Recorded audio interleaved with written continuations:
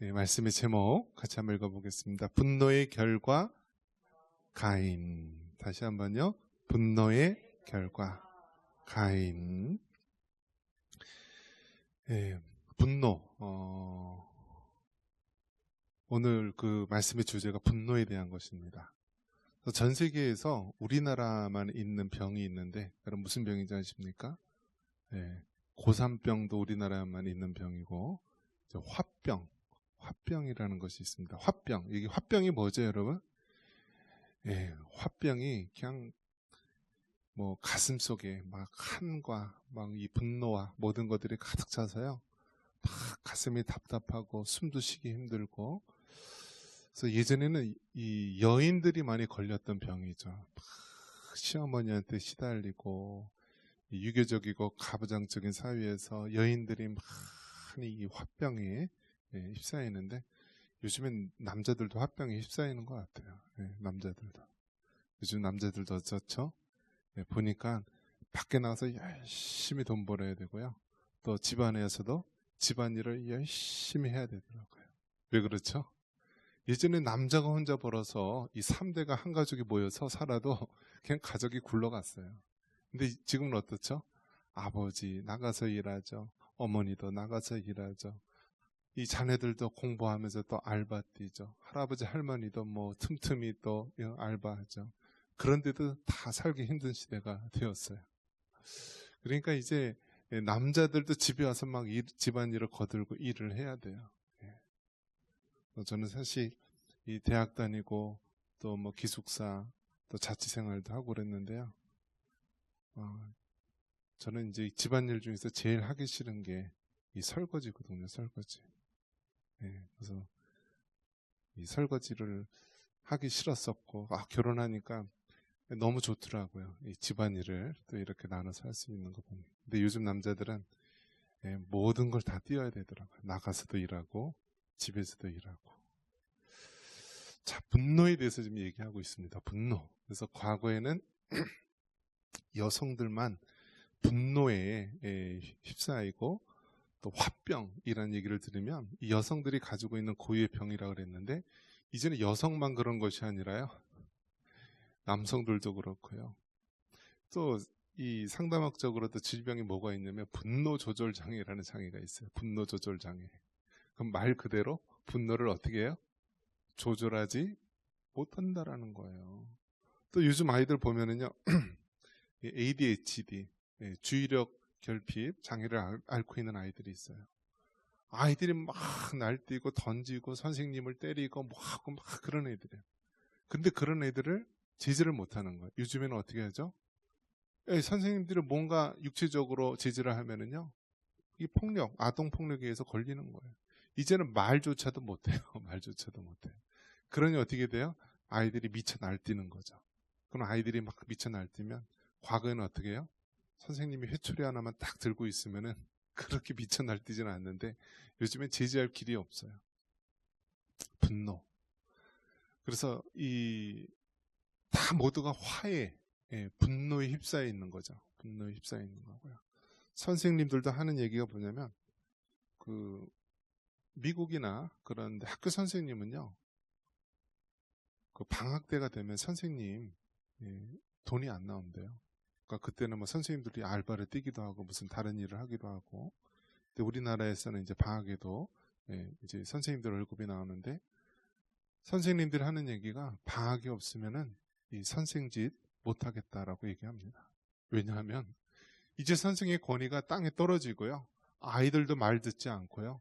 좀만 뭐 이렇게 하면은요, 학부모로부터 엄청난 저항을 받고 있기 때문에 선생님도 힘들다, 못 해먹겠다 이야기합니다. 대통령은 어떤가요? 대통령. 대통령. 예전에 어느 대통령이 그랬죠. 정말 못 해먹겠다고, 이 대통령. 너무 힘들어서. 못 해먹겠다라는 대통령도 있고요. 학교 대학 교수님들은 어떤가요? 대학 교수님들을 보면은 이 대학 교수 되려면은요, 엄청나게 공부를 해야 돼요. 엄청나게. 뭐 국내에서 아주 유명한 대학 나오고요. 해외에서 석사, 박사를 따는데, 우리나라는 그래도 뭐 박사, 뭐 카이스트는 뭐 3년짜리 박사가 있고 2년짜리도 있고 하여튼 5년짜리도 박사도 있고, 그런데 미국이나 이런 데 가면 박사도 잘 안 줘요. 또 언어가 미국이 영어이기 때문에 보통 막 7년, 8년, 10년 이상씩 걸립니다. 그러면 그렇게 힘들게 해가지고 박사학위를 따서요. 교사들은 한 20대 중반서부터 교사를 한다 치지만 대학 교수들은 빨라야 30대 중반, 40대 교수가 되는데 너무 학생들 다스리기가 힘들다라는 것이죠. 학생들 다스리기가 힘들어요.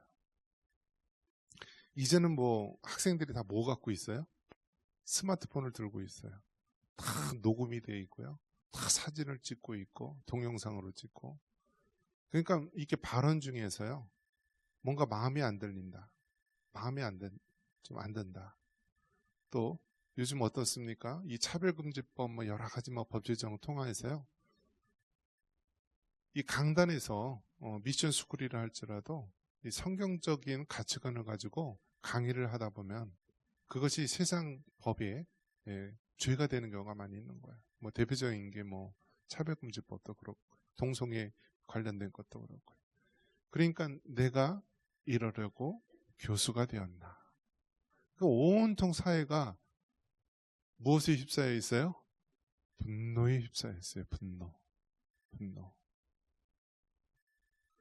자, 그럼 여러분은 한번 이 삶 속에 한번 돌아보시기 바랍니다. 여러분은 하루에 얼마나 화를 내고 계신가요? 우리 박나건 집사님은 항상 마음이 천국이에요? 어떠신가요? 우리 다른 집사님, 권사님들은 어떤가요? 마음이 항상 천국이세요? 우리가 예수님을 믿지만 두 다리를 딛고 있는 곳은 정말 이 세상의 땅입니다. 그리고 예수님을 믿는다고 해서 뭐 가족을 부양하지 않아도 되는 것도 아니고 똑같이 세상 사람들하고 경쟁하면서 세상 한복판에서 살아갑니다. 그러한 가운데서 세상 사람들은 화가 나고 분노가 있으면 무엇으로 풀죠? 술로 풀고 세상 오락으로 풀고 뭐 여러 가지로 풀어요. 근데 예수님 믿는 사람들은 뭘로 풀어요? 풀 길이 없는 것 같아요. 그래갖고 예수님 믿는 사람들 보면은 그 분노를 어떻게 풀어야 되나, 오늘 성경에 보니까 가인이 나옵니다. 가인이 그 좀 의미가 좀 특이합니다. 가인은 최초의 사람이 누구죠? 아담과 하와입니다. 자, 그들은 정말 어떤 면에서 보면은 하나님이 만드신 가장 완벽한 에덴 동산이라는 곳에서 살았습니다. 최초의 사람이고 아담과 하와는요, 하나님과 다이렉트로 직접 하나님과 대화하고 또 교제하고 그곳에서는 인간 세계에 아직 죄가 들어오기 이전이기 때문에요, 질병도 없고 고통도 없고 뭐 아픔도 없이 정말 말 그대로 이 파라다이스, 낙원, 천국을 누리는 그러한 삶을 살았습니다. 그런데 하나님께서 이 동산 중앙에 무엇을 만드셨죠? 선악과를 만들고 내가 먹는 날에는 정령 죽으리라. 그래서 선악과가 어떤 의미가 있냐면 하나님을 하나님으로 여길 수 있도록 만드는 거예요. 다른 모든 것은 내 스스로 내가 하고 싶은 대로 할 수 있지만 동산 중앙에 있는 이 선악과의 나무는 우리 먹지 못하고 내가 먹는 날에는 정령 죽으리라고 하는 하나님을 하나님 되게 하는 그런 말씀입니다. 근데 아담과 하와가 그 뱀의 미혹에 의해서, 즉 뱀의 형상을 하고 나타난 이 사단, 마귀의 미혹에 의해서 어떻게 됩니까? 그 선악과를 먹게 되죠. 그래서 결국은 인간 세계에 죄가 들어오게 되어서 하나님 말씀대로 정령 죽으리라 라고 했는데 두 가지 죽음이 있죠. 육체적 죽음과 영적인 죽음. 그래서 영적으로도 하나님과 단절되어서 이제 이전에는 마음껏 하나님과 교제했지만 그렇게 교제하지 못하게 되었고, 또 육체적으로도 어떤가요? 육체적으로도 사람은 이 땅에 살면서 질병에 걸리고 또 여러 가지 몸의 연약함 때문에 영원히 존재하는 자가 아니라 죽게 됩니다. 자, 그러면서 그렇게 죄가 인간 세상에 들어오면서 아담과 하와가 에덴 동산에서 쫓겨나고요. 그들이 이 세상에서 살아가면서 낳은 자녀가 가인입니다. 그리고 그 동생이 누구요? 아벨입니다. 그래서 가인과 아벨은 어떨까요? 뭐 누가 그런 얘기를 하더라고요. 이 배꼽이 뭐죠? 어머니와 연결된, 탯줄로 연결된 그러한 그 자국이죠. 그죠? 탯줄로 어머니와 자녀가 연결이 됐었죠. 그래서 배꼽이 그 자국이죠. 자, 그래서 뭐 아담과 하와가 배꼽이 있는지 없는지, 가인과 아벨이 배꼽은 있었을 것이고 그런 궁금증도 있는데요. 최초의 사람이라는 것, 그러니까 최초의 사람 아담과 하와고 그들이 이제 세상에서 처음으로 낳은 자녀가 가인과 아벨. 인간 세상에 죄가 들어와서 낳은 자녀가 가인과 아벨인데요. 이 불행이란 것은 이 멀리 오랜 시간 걸리지 않고 바로 다음 세대에 일어나게 되는 것입니다. 바로 아담과 하와 때 원죄라는 것, 오리지널 신, 원래부터 있었던 죄가 아담과 하와에서 시작이 되고요. 선악과를 범함으로 말미암아 이제는 자범죄, 자신이 스스로 범하는 자범죄 속에 오염이 되었죠. 그래서 원죄와 자범죄에 빠진 인간들, 바로 한 세대만 흘러갔을 뿐인데 바로 인간 세계에 어마어마한 죄가 들어오는 것이죠. 바로 분노로 인하여서 자기 형제를 죽이는 것입니다. 우리 본문 말씀 다시 한번 읽어볼까요? 본문 말씀 다시 한번 5절과 6절. 가인과 그의 제물은 받지 아니하신지라. 가인이 몹시 분하여 안색이 변하니. 여기서 보면 가인이 하나님께서 아벨의 제사는 받았는데 가인의 제사는 받지를 않았어요. 그래서 이 가인이 뭐라고 지금 표현하기로는 안색이 변했다. 분하여 안색이 변했다. 그러니까 뭐 분노에 휩싸인 거예요. 분노에 휩싸인 거. 자, 그러면 한번 여기서 한번 생각을 해볼게요. 자, 일단은 뭐 이제 아벨은 짐승의 피제사를 드렸고 가인은 곡식 추수한 것을 드렸습니다. 근데 뭐 어떤 사람은 뭐 이상한 평을 하더라고요. 우리 하나님은 고기를 좋아해서 가인의 제사는 안 받고 아벨의 제사는 받았다. 뭐 이상한 얘기도 하는데요. 하나님은 중심을 보시는 하나님이기 때문에요. 이 곡식이 뭐 우선이냐, 뭐 양이 우선이냐 그것이 아니라 우리의 중심 속에 하나님을 드리는, 즉 제사를 드리는 그 마음을 이미 다 하셨던 것입니다. 그래서 하나님께서는 아벨의 제사는 받았지만 가인의 제사는 받지 않았던 거죠. 그러면은 우리가 생각했을 때 이러한 일을 닥치게 되면은 자신을 돌아다 봐야 되는 것이죠. 왜 하나님께서 동생의 제사는 받고 나의 제사는 안 받았을까? 그래, 내가 내 마음속에 죄를 품고 하나님이 기뻐하는 제사를 드리지 않았기 때문에 그렇구나. 그래, 그러면 내가 하나님 기뻐하는 제사로 다음서부터는 드려야 되겠다 라면서 자신을 돌아보고 성찰하고 회개하고 하나님께 더 가까이 나아갈 수 있는 기회로 삼아야 되는데요. 그렇게 하지 못했다라는 거예요. 이것이 바로 죄의 결과라는 거예요. 죄의 결과. 아담과 하와는 에덴 동산에서 완벽한 삶을 살았기 때문에요. 그곳에서 느꼈던 모든 부분에 있어서 좀 부족함이 없이 살았던 것이죠. 그런데 인간 세계에 죄가 들어오면서요. 이 죄란 것이 결국 그 사람을 분노에 휩싸여서 살인하게끔 만들고요. 그것도 멀리 있는 사람이 아니라 누구예요? 자기 가족, 자기 친동생, 그 동생을 죽이게 하는 거예요. 여러분, 죄 중에서도 가장 악질이고 안 좋게 보이는 것이요. 가족을 죽이는 존속 살인을 제일 안 좋게 봐요. 왜죠? 가족끼리는 허물이 없잖아요. 가족끼리는 서로 무방비 상태잖아요. 가족끼리는 서로 신뢰하고 또 가족끼리는 서로 모든 것을 받아들이잖아요. 그렇기 때문에 그러한 존속살이는 안 좋게 보는 거예요. 아내가 해주는 밥 항상 이렇게 점검하고 먹을 수 있나요? 여기 혹시 뭐 독국물이라도 타지 않았나? 여기 뭐 또 이상한 거라도 넣지 않았나? 그렇게 하면 같이 못 살겠죠? 그러니까 이 존속사례라는 것은요, 죄 중에서 아주 안 좋게 보는 거예요. 가장 마지막에 믿어야 될 가족마저도 배신을 하고 사람 생명을 해치는 거니까 안 좋은 죄죠. 가인이 바로 이러한 동생을 죽이는 죄를 범했던 것입니다. 이것이 바로 분노라는 것입니다. 분노.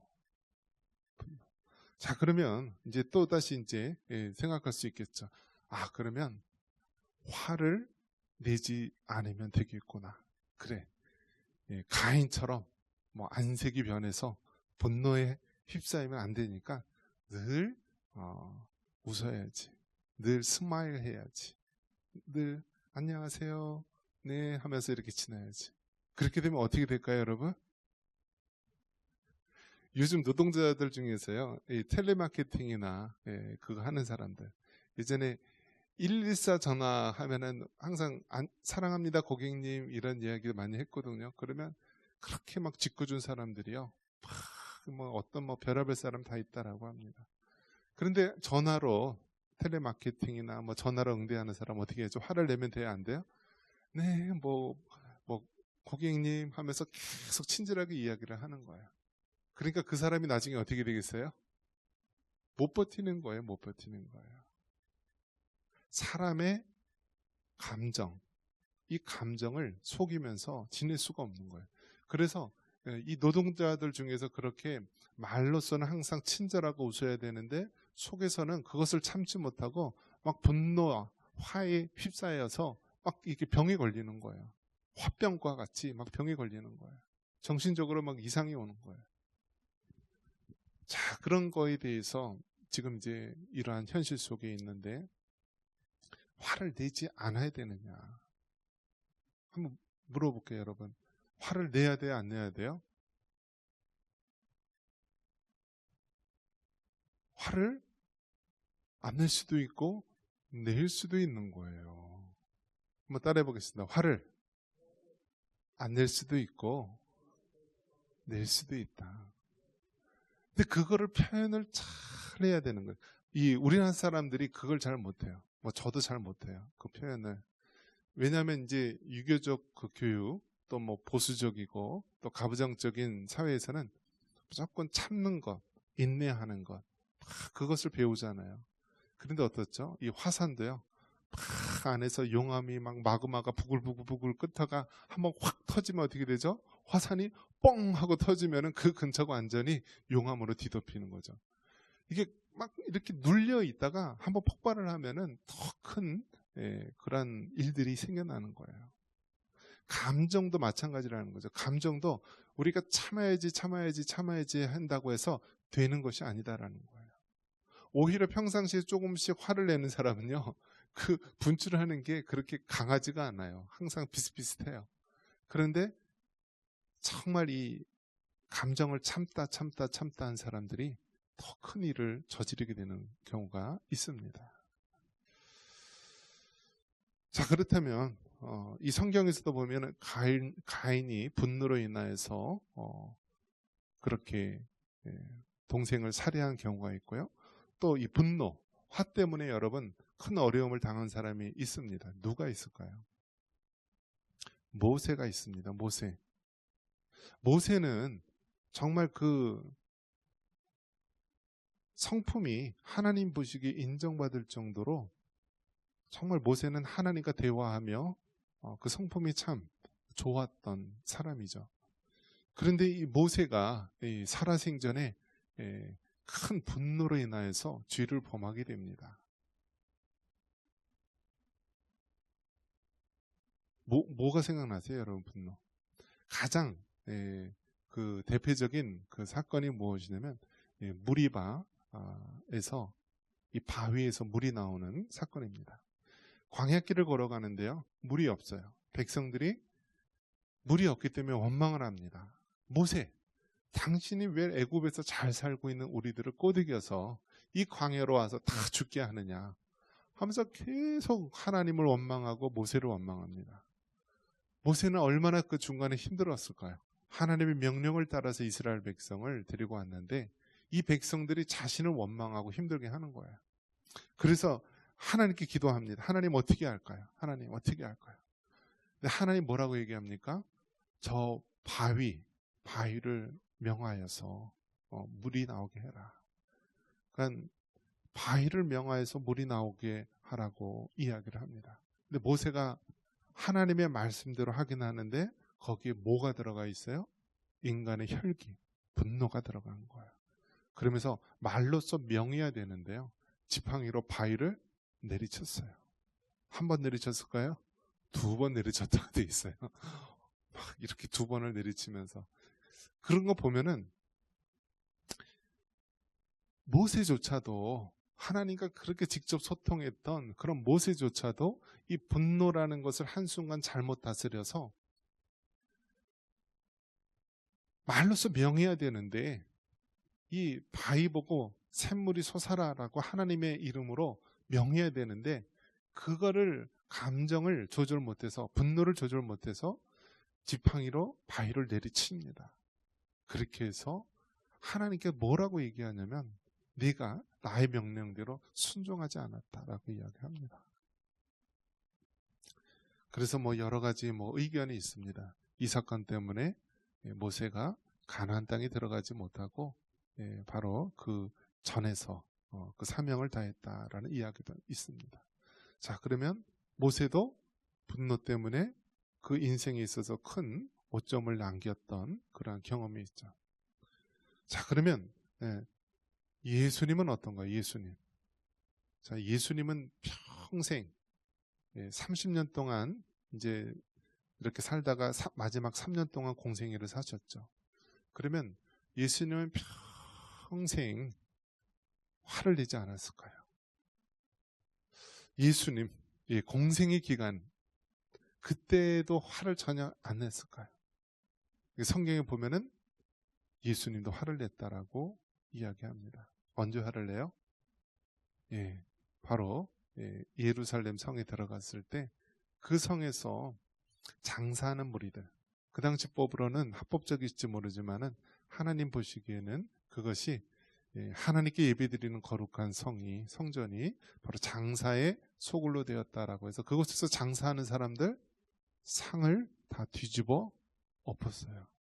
그래서 상 뒤집어 엎는 분노가 어디서부터 나왔어요? 예수님 그 모습 속에서 나옵니다. 그러니까 상상이 되세요, 여러분? 예수님께서 갑자기 예루살렘 성에 들어갔는데 화가 너무 나고 채찍을 만들어 갖고 그곳에 장사하는 사람들 다 상을 뒤집어 엎어버렸어요. 화를 냈죠. 그러면 뭐가 다른 거예요? 그러면 가인의 분노, 모세의 분노, 예수님의 분노 무엇이 다를까요? 여기에서 무엇이 다르냐면 가인의 분노나 모세의 분노는요, 개인의 혈기를 다스리지 못한 분노입니다. 개인의 혈기. 그러나 예수님께서 보이신 이 분노는요, 바로 하나님의 이름에 대한 분노. 이 땅에 하나님의 공의가 흐르지 못한 그러한 분노의 표현인 것입니다. 그래서 그 종류가 다른 거예요. 그 종류가. 가인이나 모세는 자기 개인의 혈기로 그렇게 분노로 죄를 범한 것이 된 것이고요. 예수님이 보인 것은 어쩌면은 그냥 모르고 지나갈 수도 있어요. 나 관심 없어. 저들이 성전에서 장사를 하든 상관없어 하고 갈 수 있었는데 예수님은 바로 하나님의 마음을 가지고 거룩한 분노를 표현했다라는 거예요. 자, 그러면 우리가 말씀을 정리해 볼 수가 있죠. 우리가 이 땅에 살면서 화를 안 낼 수가 없죠. 화가 날 수도 있죠. 분노를 표현할 수도 있습니다. 그런데 중요한 것은 이 분노 가운데서 개인적 혈기로 분노를 나타내느냐, 아니면 정말 하나님의 이름이 더럽힘을 받는 것에 대한 분노, 이 땅에 정말 하나님의 공의가 돌아가지 않는 것에 대한 거룩한 분노인가, 그 차이가 있다라는 사실입니다.